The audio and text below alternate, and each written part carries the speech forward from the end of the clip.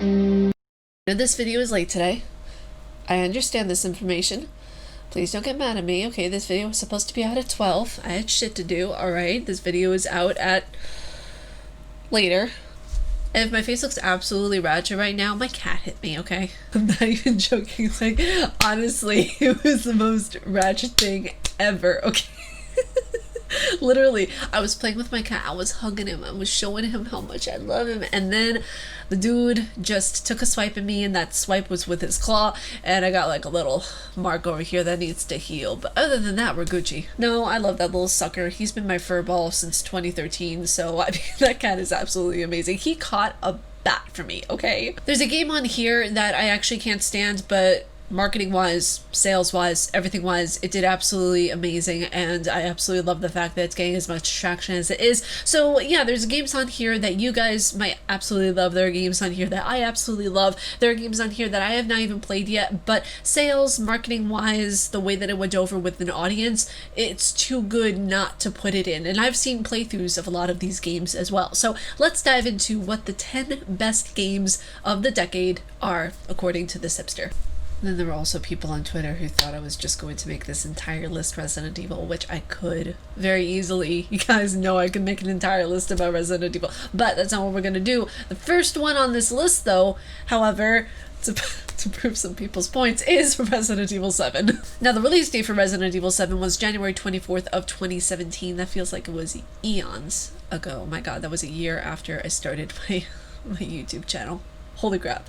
Resident Evil 7, I feel, really defined the way the psychological thriller game went about doing things. It went into a first person instead of a hovering side camera angle third person type perspective. And the series went in a completely new way while actually having the same characters that we all know and love, like Chris Redfield at the very end. It redefined itself when it came out with the 7th game. The graphics absolutely stunning. The horror aspect, the psychological aspect, the puzzles, and the way that you have to figure things out, that aspect to it, they all kept it in tune and in line with what we originally love about the entire genre and the entire series. So that's the first one on the list that is absolutely incredible for this decade. It absolutely redefined psychological horror as we know it according to Resident Evil, and I feel like they really, like Capcom, they really outdid themselves with Resident Evil after the mess that they had with Resident Evil 6. Even though there were some people who found that game enjoyable, I feel like they really took back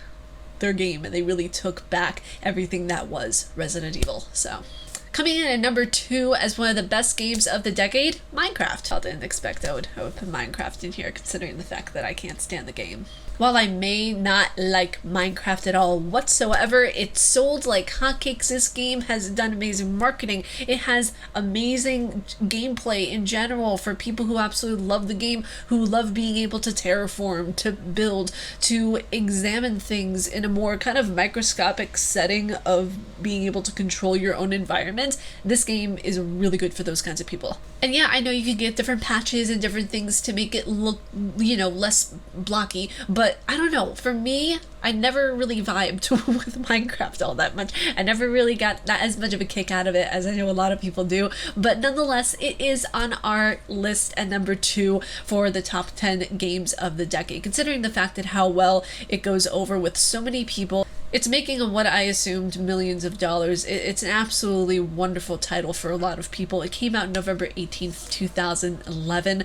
So yeah, it's been around for a little bit now. Coming in at number 3, Red Dead Redemption 2. One of the first, actually the first open world game I have ever played. This game is just stunning. It's absolutely beautiful. I mean, the fact of the matter is that Red Dead Redemption 1, we all know that was a classic. I don't even have to play that to know it was absolutely a classic. I saw a playthrough of it. It's so dated and it's so wonderful at the same time. It's one of those things of where you see an older game, kind of like Blood Rain. You see it and you know it's dated and you know that, you know, that game is absolutely just crafted for a specific time and audience and place, and it's still relevant in the same time. It actually just just transcends years and people and different instances and experiences. And what's fascinating and wonderful to see is that people who have never played Red Dead Redemption 1, who have played the second game, now are going back to play the first one, are absolutely loving it as well. So absolutely love that. I love the open world terrain. I love the side missions that you can play. There are so many different side quests that you can play in that game. Oh my god, I want to be able to get 100% in that game, because for me personally, I'm an achievement hunter. I know. Some of my friends have had choice words for me because I told them I was an achievement hunter. I don't regret telling them a thing. But achievement hunting is fun, you know? It's absolutely one of the most wonderful things about a game, because if I'm gonna pay $60 for a game, I'm gonna shell out $60. 60 smackaroonies. I want to enjoy that game to its fullest potential, to the fullest extent of the law. I want to enjoy that game. I want to get the most for my money.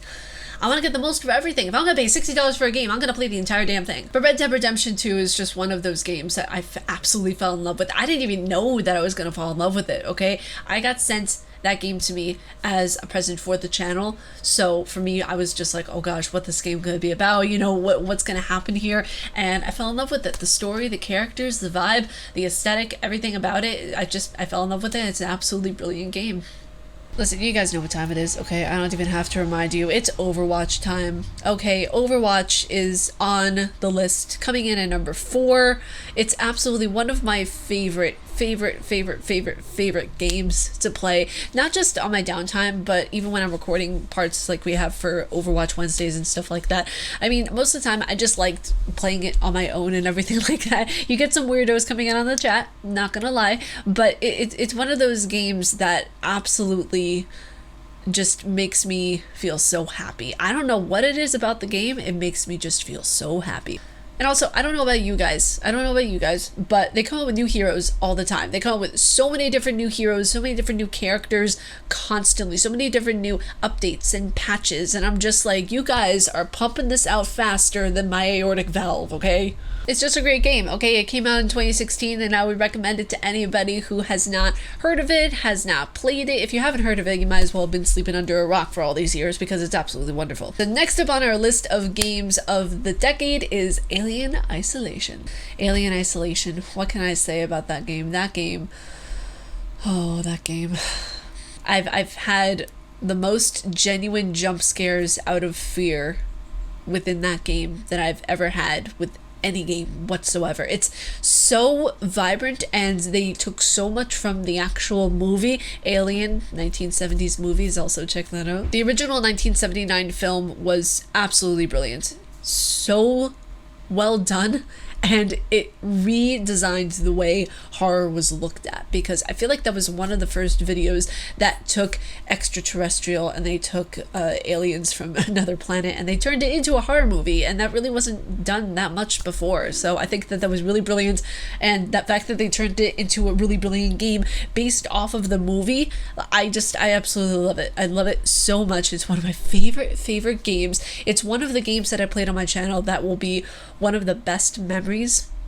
ever besides Resident Evil, because Alien Isolation is, I don't know, it's one of those comfort games for me. I have so many good memories with it, and so many people absolutely love the game. So yeah, that's coming in on the top 10 list for best games of the decade. And for all my mobile phone users out there, what about Pokemon Go, right? Pokemon Go was an absolutely amazing mobile game that came to all of our phones. I absolutely love Pokemon Go. Pokemon Go is absolutely incredible. I was trying to find to see if there were any other types of mobile games that really kind of, pulled in my heartstrings a little bit.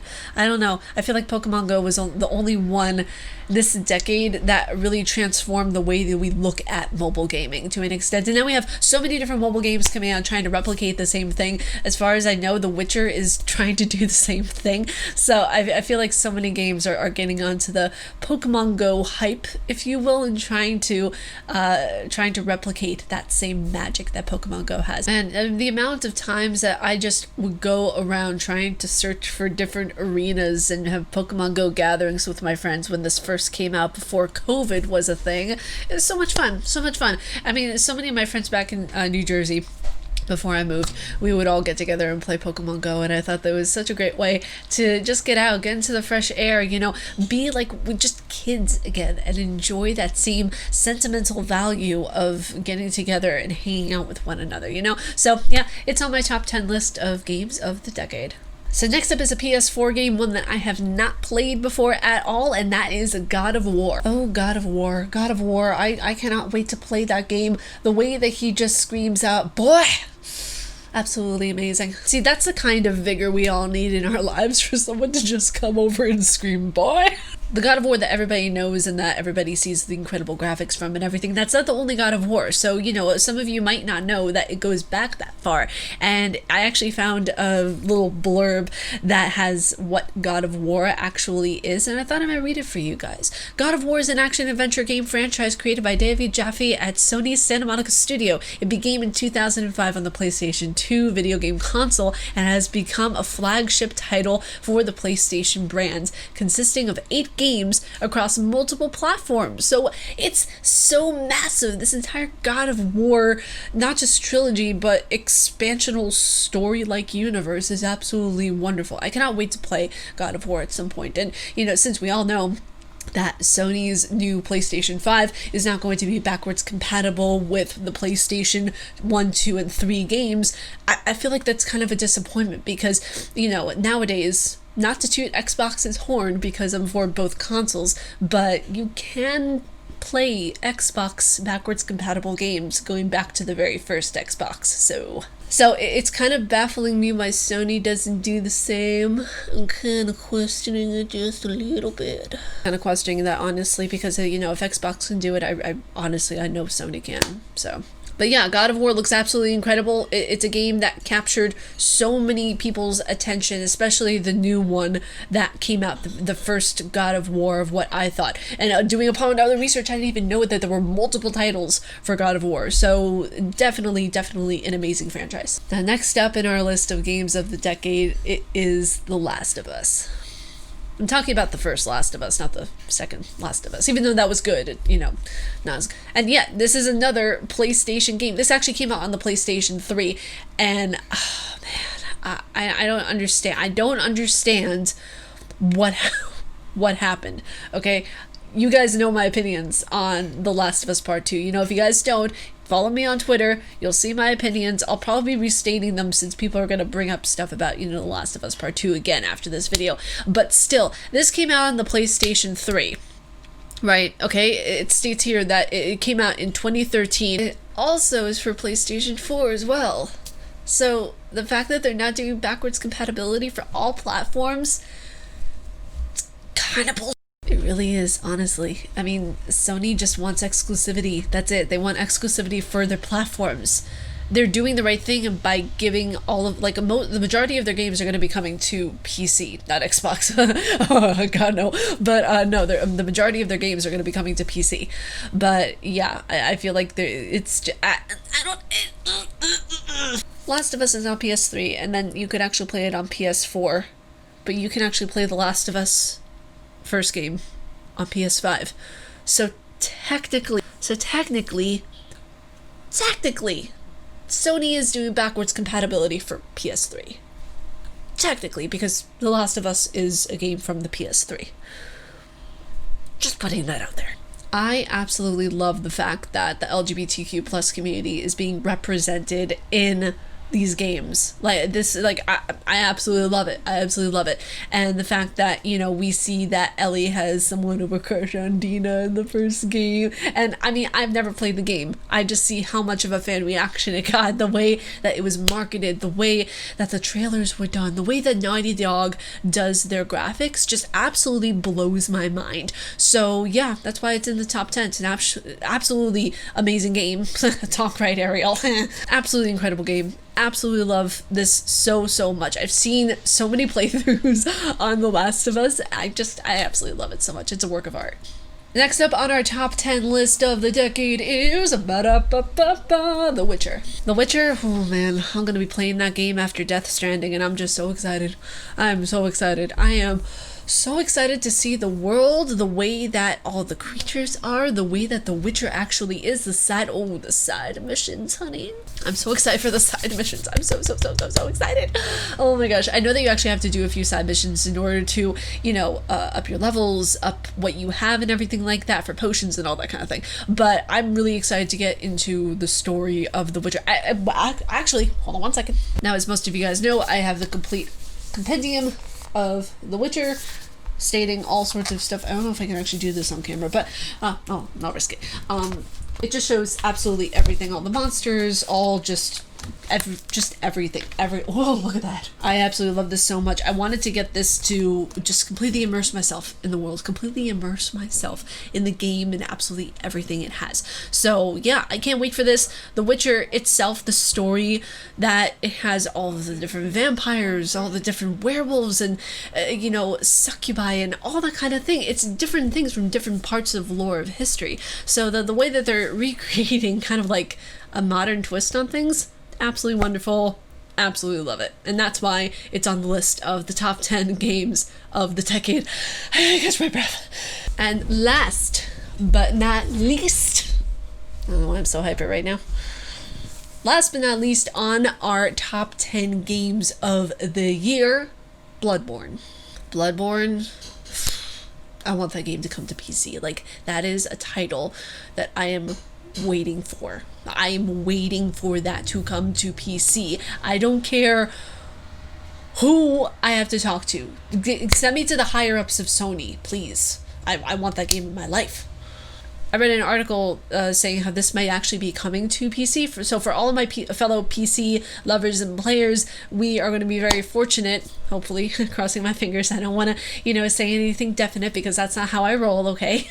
I'm saying allegedly, not for sure, allegedly.